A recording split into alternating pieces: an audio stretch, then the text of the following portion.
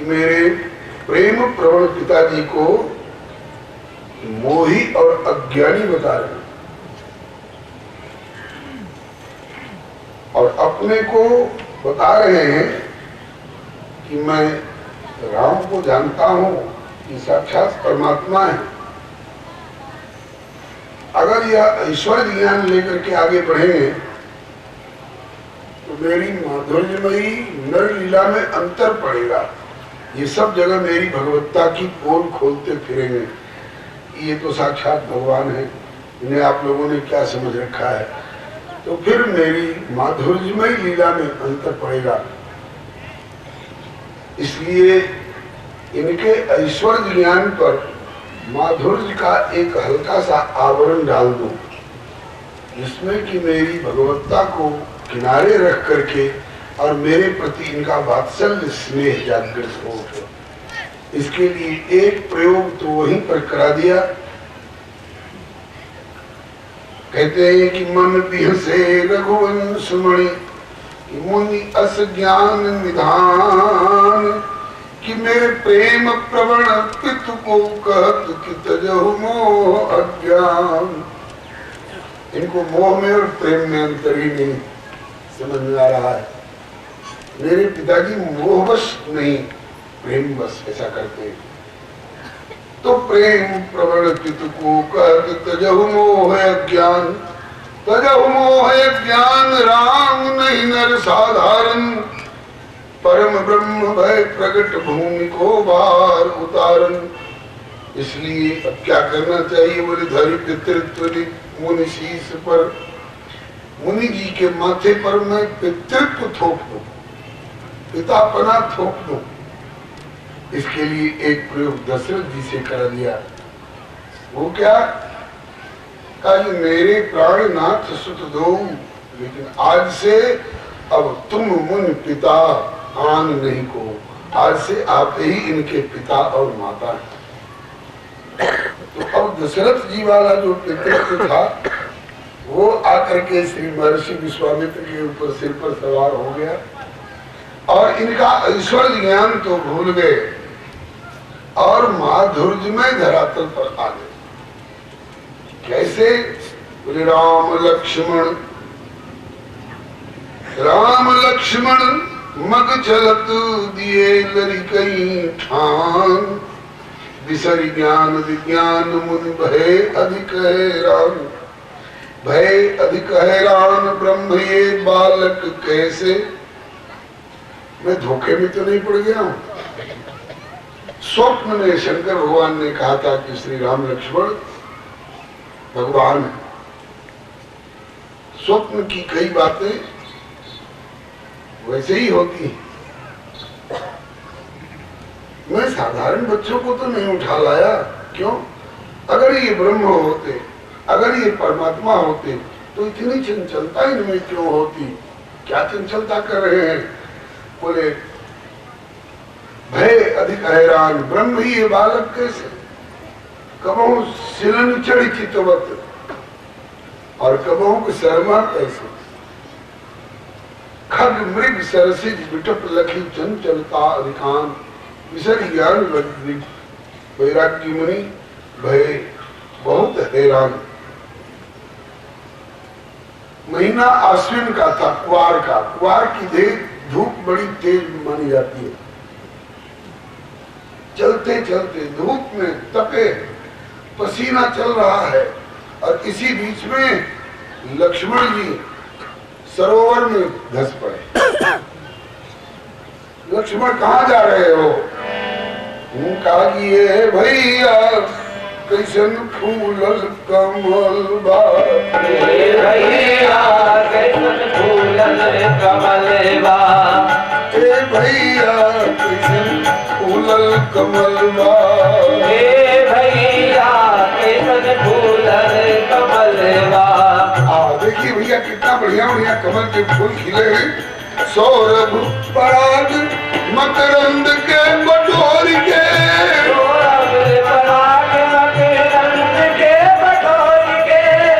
मधु के धनिक भैल भंवरन के दालबा,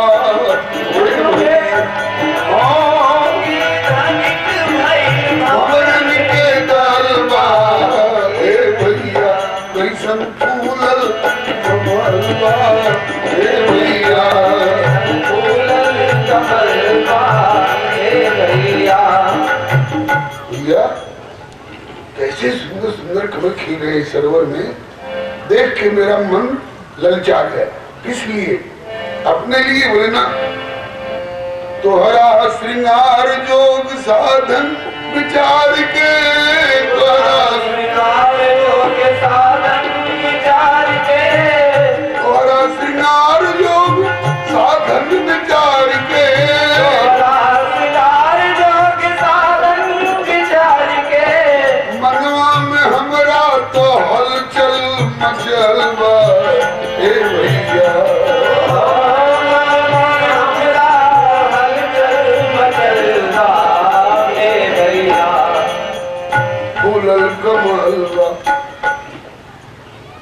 अभी ठहरिए, मैं कमल फूल तोड़ के लाता हूँ और इससे आपको सजाऊंगा। जो कमल आपके सेवा में लग जाएंगे वे कमल भी धन्य हो जाएंगे। रघुनाथ जी की प्रेरणा से ही ये लीला हो रही है। महर्षि विश्वामित्र घबरा गए और लगे सोचने के, कोमल कोमल दोनों राजकुमार पसीने से लथपथ धूप में तपे हुए अचानक सरोवर में प्रवेश कर गए, कहीं गरम सरद मिल करके सर्दी जुकाम न हो जाए। भूल गया ऐश्वर्यान आम महात्मानम रामम सत्य पराक्रमम, और लगे हाथ जोड़ते गिड़गिड़ाने, लाल जी ये क्या कर रहे हैं? अब लाल जी खूब प्रसन्न हो रहे हैं। ये अभी तो कहते थे कि ये परमात्मा है, परम ब्रह्म है, और अब इनको ये संदेह कैसे होने लग गया कि गर्म सर्द हो जाने से सर्दी जुकाम हो जाएगा। परमात्मा को कहीं सर्दी जुकाम होता है? लेकिन अच्छा ही हुआ, बड़ी मुश्किल से उसमें से निकल पाए। गोस्वामी जी की कलम से बैठक सरनी सिननी चढ़ी चितवत खग मृग बन चिराई, तो सादर सभय सप्रेम पुलक मुनि पुनि पुनि लेट बुलाई। लाल जी इतनी चंचलता मत करो। सरोवर में से निकले, अभी पैर में कोमल कोमल गीली गीली कीच भी लगी है, सूख नहीं पाई, तब तक चल पड़े तो आगे चिकनी शिलाएं दिखाई पड़ी, उस पुली पर दौड़ करके दोनों भैया चढ़ गए। बैठक सरनी, इसके बाद नंबर आया सिलनी चढ़ी चित्रवत। विश्वामित्र जी कहते हैं कि लाल जी क्या कर रहे हो? कहा गुरु जी इस पर खड़े होकर के हम लोग चारों ओर इस क्षेत्र का दर्शन बढ़िया से कर रहे हैं। वो हिरण दौड़ा जा रहा है, वो मोर पंख पसार के नाच रहा है, लगता है जैसा कभी हिरण देखा ही नहीं हो, कभी मोर देखे ही नहीं हो। महर्षि विश्वामित्र कहते हैं कि लाल जी गीली गीली कोमल कोमल चिकनी चिकनी कीच आपके पैरों में अभी लिपट रही है, और इतनी तेजी से आप इस चिकनी शिला के ऊपर दौड़ करके चढ़ रहे हो, कहीं पांव फिसल जाए, गिरोगे, चोट खा जाओगे, मैं चक्रवर्ती जी को क्या उत्तर दूंगा? रघुनंदन खूब प्रसन्न हो रहे हैं। वाह, वहां तो कह रहे थे अहम देवी महात्मा राम पराक्रमम, ये परमात्मा है, और अब कह रहे हैं कि गिर जाओगे तो चोट लग जाएगी। अच्युत कहीं च्युत होता है, परब्रह्म कहीं गिरता है। बहुत प्रसन्न हुए।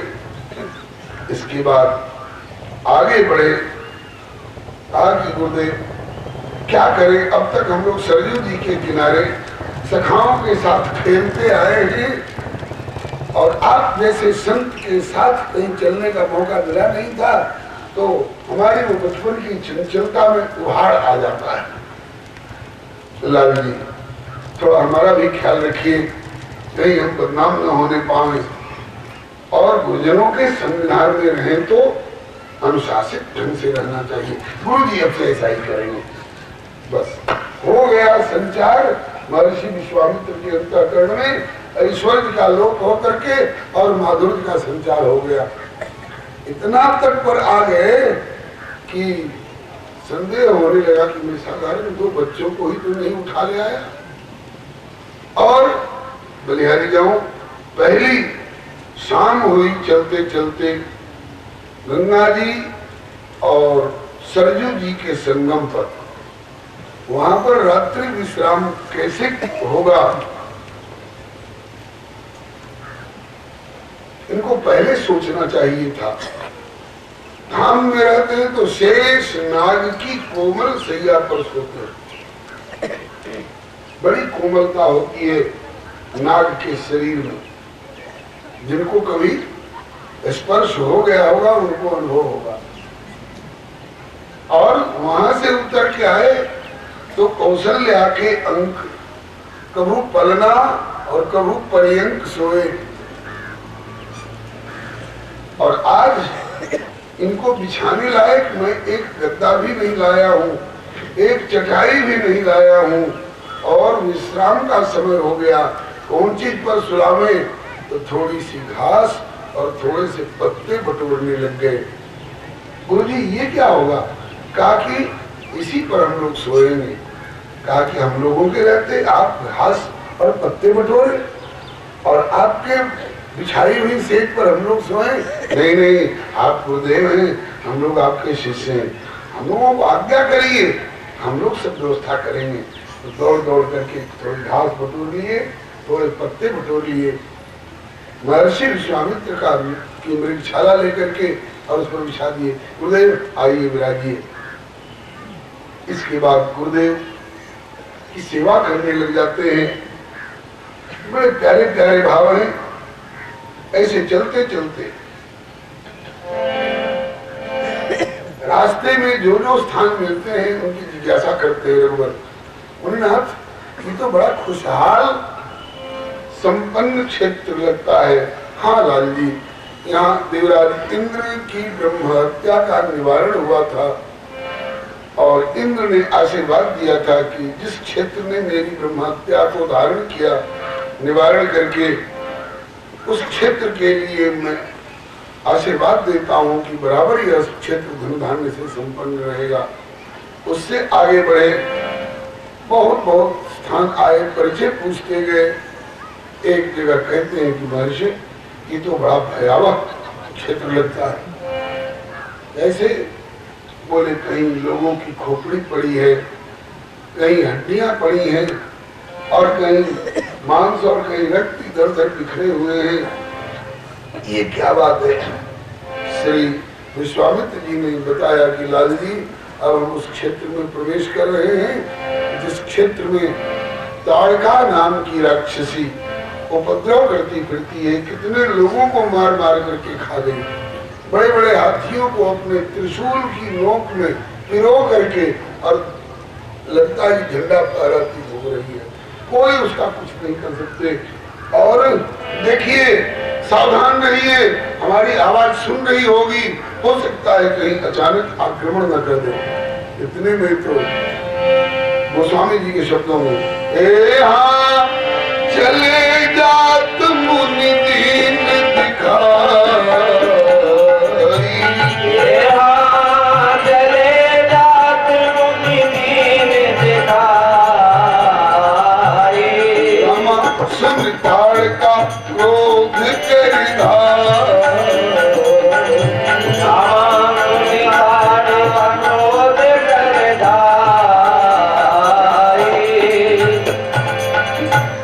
क्रोध करके दौड़ी। महर्षि विश्वामित्र ने अब तक अपने तप की, अपने संचित पुण्य की रक्षा करी थी। अगर इन असुरों को शाप देते हैं तो हमारा तप, हमारा पुण्य खंडित होगा।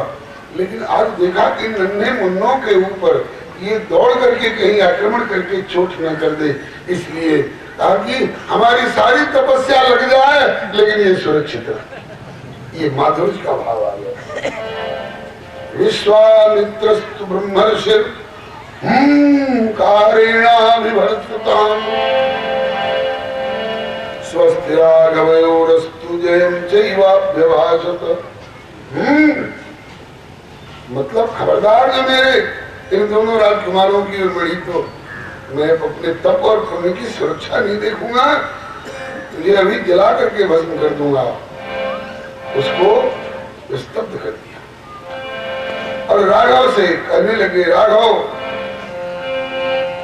अब देरी का काम नहीं है। रघुनंदन देखो उधर घोर आंधी तूफान उठाए रही, अति प्रबल वेग उद्वेग करी, राक्षसी ताड़का आए रही। अब तनिक देर का काम नहीं, धनवान शीघ्र संधान करो, इस यात्रा का प्रथम विघ्न संकट से जग का त्राण करो। रघुनंदन ठिठके, नाथी क्या कर रहे हैं? ठीक कर रहे हैं, आपको संदेह क्यों हो रहा है? ताकि कैसी आज्ञा करते मुनीश, वध करने को एक नारी का। नारी क्यों? रघुवंशी क्षत्रिय हाथ उठावे, आगे इतिहास में कहीं धब्बा न लग जाए हमारे चरित्र में। कैसी आज्ञा करते मुनीश, वध करने को एक नारी का, कैसे छूटेगा तीर दिया पर रघुवंशी धनुधारी का। महर्षि विश्वामित्र ने कहा कि धनुष्मान लेकर के क्यों आए? कहा कि ठीक है अस्त्र शस्त्र कर में अवश्य, पर धर्म विचार हृदय में है। संशय में पड़ा आज मेरा मन, और संशय समुचित निर्णय में है। निर्णय क्या लेना चाहिए, इसमें हम थोड़ा संशय में पड़ गए हैं। महर्षि विश्वामित्र ने कहा कि राघव, हमने भी धर्मशास्त्र पढ़े हैं, श्रुति सम्मत आज्ञा है मेरी,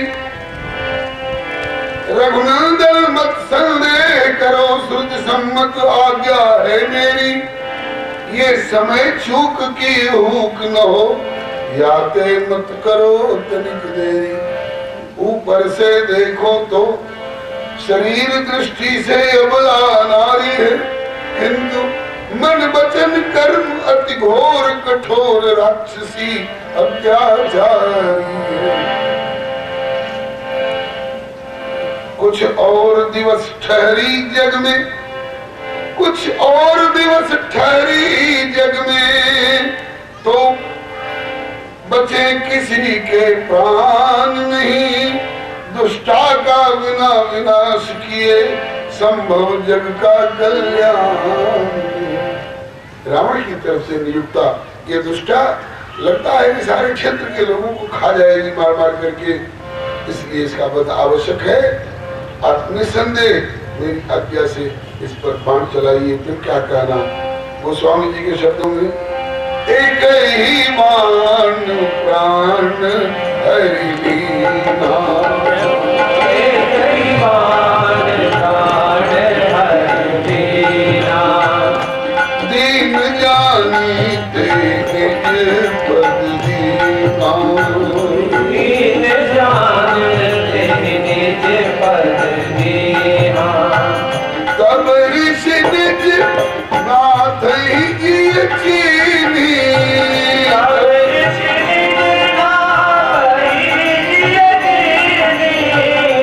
विद्यानिधि कहूँ विद्यादीनी, विद्यानिधि कहूँ विद्यादीनी। जाते लाग न क्षुधा पिपासा,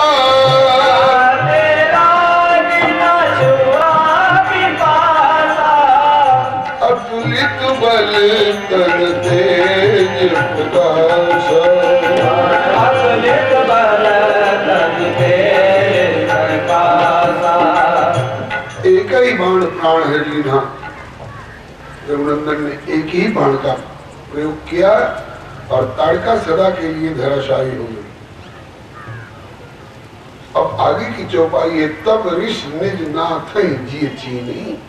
अच्छी तरह से अभ्यंतर से समझ गए, पहचान गए कि श्री राम पूर्णतम परब्रह्म पुरुषोत्तम परमात्मा है। क्योंकि अगर ये परमात्मा नहीं होते तो एक बाण से एक तीर तक हती ताड़का तो विद्या सिखाए। जिसके सामने से वज्रधारी इंद्र भी पलायित होते थे, उस ताड़का को एक बाण में सदा के लिए धराशायी कर देना, ये साधारण मनुष्य और साधारण बालक के वश की बात नहीं थी। निश्चित रूप से ये भगवान है। इसका मतलब कि पहले भी भगवान है, आमदेव में महात्मा राम पराक्रम, और अब बाद में भी श्री राम भगवान है। तब ऋषि मेघनाथ है जी। बीच में थोड़ा इनका भगवत्ता का ज्ञान थोड़ा लोप होने लगा था। इनकी चंचलता देख करके हम साधारण बच्चों को ही तो नहीं उठा लाए।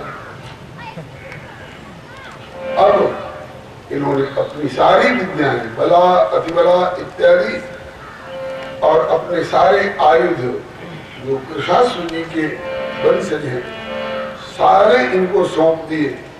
रघुनंदन ने उन अस्त्रों को ग्रहण किया। ये रघुनंदन की विद्या प्राप्ति का स्थान, इनका गुरु स्थान माना गया। आयुध सर्व समर्पिके प्रभु निज आश्रम आन। उसके बाद तुरंत आश्रम आ गया। ताड़का वध के बाद तुरंत आश्रम आ गया, प्राचीन नाम सिद्धाश्रम। उसके बाद व्याघ्रसर कहलाने लगा। व्याघ्रसर इसलिए कि एक ऋषि हुए हैं व्याघ्रपाद, इनकी कथा शिव पुराण में। इनके चरण बाघ की तरह हो गए थे किसी कारणवश। उन्हें ग्लानि रहती थी, सोचा कि कैसे ये व्याघ्रपादक दूर हो।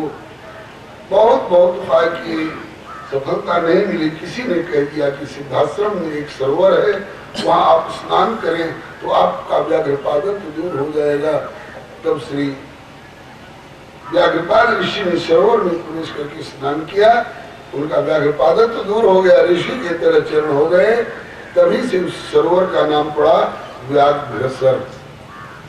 व्याघ्रसर। और वही यावनी शासन काल में व्याघ्रसर के बदले में अब भ्रंश होकर के अब बक्सर बक्सर कहला रहा है। यहाँ आकर के रघुनंदन को बड़ी प्रसन्नता हुई, कहा कि बड़ा सुरम्य स्थान लग रहा है, इस स्थान का भी परिचय जानना चाहता हूँ। श्री विश्वामित्र जी ने परिचय देते हुए बताया कि लाल जी, भगवान विष्णु ने यहाँ 10,000 वर्ष तपस्या की, और यहीं पर प्रजापति कश्यप जी और अदिति जी को वरदान दिया है कि मैं पुत्र बन करके आऊंगा वामन रूप से, और यहीं पर वामन भगवान का अवतार भी हुआ। ये बक्सर का पौराणिक महत्व है। अब तक वामन भगवान का आश्रम कहलाता था, और अब ये मेरी साधना स्थली है। बहुत बहुत जगह से भटक भटक कर मैंने साधनाएं की, हर जगह विघ्न हुआ। विघ्न तो यहाँ भी आया, लेकिन आपका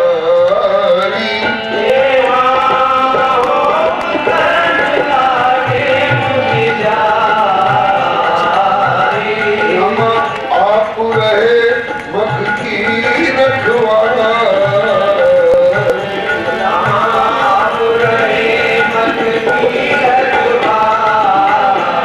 उसी समय में सुन हमारे रहते स्वाहा यज्ञ, ये कैसे हो जाएगा? दौड़ करके आया, मारीच आया, अपने सहायक असुरों को, उपद्रवकारियों को लेकर के। रघुनंदन पहले से तैनात। रघुनंदन ने मानवास्त्र का संधान किया। मानवास्त्र, असुरों के ऊपर मानवास्त्र का। अगर मानवता सही ढंग से प्रतिपालित हो तो आसुरी शक्ति पर विजय प्राप्त करेंगे। मानवास्त्र का संधान किया, जो उसमें से ज्वाला निकलने लग गई, वो मारी घबरा गया और कहता है, राम, मैंने सुना है तुम्हारा अवतार धर्म की रक्षा के लिए हुआ। देखिए, ये राक्षसी विचार वाले लोग धर्म की दुहाई देते हुए कैसे कैसे तर्क देते हैं। तो कहा कि फिर जब धर्म की रक्षा के लिए आए हो तो सबके धर्म की रक्षा करो, हमारे धर्म पालन में बाधा क्यों डाल रहे हो? रघुनंदन ने कहा कि तुम धर्म का पालन कहाँ कर रहे हो? तुम तो धर्म विरोधी कदम उठा रहे हो। तो अट्टहास किया। धर्म के रक्षक बन के आ गए ठेकेदार। और ये भी पता नहीं कि सबका धर्म अलग अलग होता है। आग का धर्म है जलाना, पानी का धर्म है बुझाना। अलग अलग धर्म हुआ कि नहीं? इसी तरह से होगा तुम्हारे भारत के ऋषियों का धर्म स्वाहा करना, और हमारी लंका का धर्म निशाचरी संहिता का इससे भिन्न। वो क्या है? भट्टी काव्य, संस्कृत का बड़ा ही प्यारा नाट्य ग्रंथ है। भट्टी काव्य में मारीच कहता है कि हमारी लंका की आसुरी सभ्यता के अनुसार जो धर्म है, सुनो, अदमोद ज्ञान, ब्राह्मणों को मार मार के खा जाओ। अदमोद ज्ञान देव यदि निहन्मः, देवताओं के नाम पर जो कोई कुछ आहुति वगैरह अर्पण कर रहे हो, उनको निःशेषेण हनन कर दो। एक व्यक्ति मत छोड़ो उस कुल खानदान में जो आगे कोई स्वाहा करने वाला रह जाए। और कुर्मः पुरम प्रेत नराधिवास, गांव का गांव उजाड़ करके उसे प्रेतों का, भूतों का, पिशाचों का अड्डा बना दो।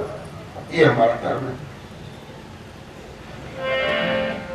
वेद को जलावे, मारी विप्रन को खावे, साधु संत ना चक्र में आ जाता। ठीक है, ठीक है, जैसा ये कह रहा है, ये अपने धर्म का पालन कर रहा है, तो इसको करने दो, कोई बात नहीं। रघुनंदन ने भी मुंह तोड़ उत्तर दिया, तेरो धर्म न्याय, तेरो मुख न्याय, धर्म सभी को न्यारो न्यारो। अग्नि धर्म ज्वाला, धर्म शीतलता पानी को। इसी तरह से तेरो धर्म यज्ञनाश, तो मेरो ये संकल्प खास, रक्षण विधान दुखी दीनहीन प्राणी को। तेरो धर्म तेरे संग, और मेरो धर्म मेरे अंग, होए जो प्रचंड, जीते जंग जग ठानी को। तेरा धर्म अगर यज्ञ विध्वस्त